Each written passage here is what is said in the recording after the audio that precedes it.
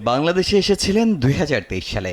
বিমানবন্দর থেকে হোটেল পুরো রাস্তা জুড়েই দেখেছেন আকাশ নীলের প্রতি ভালোবাসার ঢেউ। সেই স্মৃতি এখনও গেঁথে আছে আর্জেন্টাইন তারকা এমিলিয়ানো মার্তিনেজের মনে। জর্ডানের বিপক্ষে ম্যাচের পর যার প্রমাণ আবারও দিলেন বিশ্বকাপ জয়ী গোলরক্ষক। ম্যাচ শেষে ফ্যানজোনে সাক্ষাৎকার দেয়া শেষে চলে যাচ্ছিলেন মার্তিনেজ। ঠিক তখনই পেছন থেকে ডাক আসে এক বাংলাদেশি সাংবাদিকের। বাংলাদেশ নামটা শুনেই থেমে যান মার্তিনেজ, আবারও দাঁড়িয়ে যান ক্যামেরার সামনে। উত্তরে বাংলাদেশের প্রতি গভীর ভালোবাসার কথা জানান এই তারকা।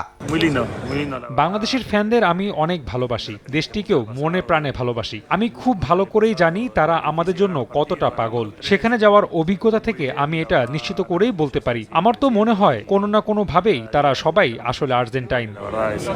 এবারের বিশ্বকাপে উঠছে আর্জেন্টিনা। কোনো রকম বাধা ছাড়াই পৌঁছে গেছে রাউন্ড অফ 32-তে। সেখানের প্রতিপক্ষ খুব একটা কঠিন না। শেষ ম্যাচে তরুণদের পারফরমেন্সও ছিল চোখে পড়ার মতো। মার্তিনেজের কাছে এবারের বিশ্বকাপ অন্য যে কোনো আসরের চেয়ে বেশি সুন্দর।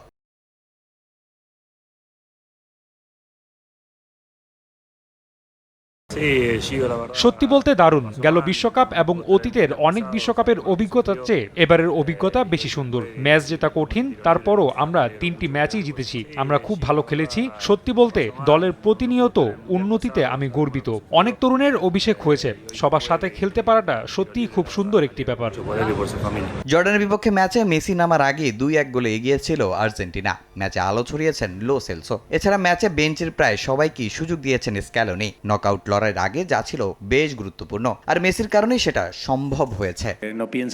সে চাইলে 90 মিনিটই খেলতে পারত, এ ম্যাচে আরো কিছু গোলও করতে পারত, কিন্তু সে তার সতীর্থদের খেলার সুযোগ দিতে চেয়েছে এবং সামনের ম্যাচগুলোর কথা ভেবেছে। সে কখনোই রেকর্ডের পিছে ছোটে না। তার কাছে জাতীয় দল এবং তার সতীর্থরাই সবচেয়ে গুরুত্বপূর্ণ। এর বাইরে তার বিষয়ে অন্য সব কথা নিয়ে আমি কিছুই বলতে চাই না। আগামী 4 জুলাই কেপ ভার্দের বিপক্ষে রাউন্ড অফ 32 ম্যাচে মুখোমুখি হবে আর্জেন্টিনা। আর এই ম্যাচ নিয়ে বেশ সতর্ক স্ক্যালোনি। তামিম হোসেন, সময় সংবাদ।